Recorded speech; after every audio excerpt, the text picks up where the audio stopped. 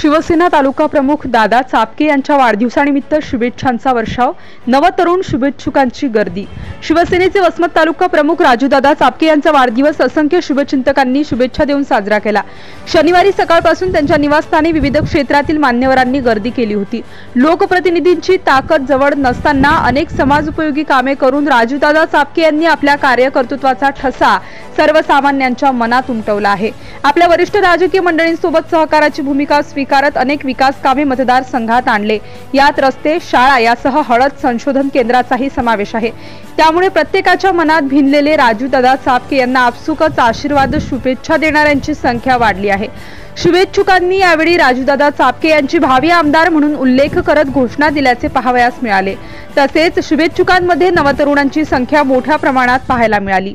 प्रतिनिधी अनिता चौहान, वसमत। राजूदादा चापके तुम आगे बढ़ो, हम तुम्हारे साथ हैं। राजूदादा चापके तुम आगे बढ़ो, हम तुम्हारे साथ हैं। मोटावारी करा सगळे जण एकदा। हां, राजूदादा तुम आगे बढ़ो, हम तुम्हारे साथ हैं। दादा समोर एकच वाटा राजूदादा।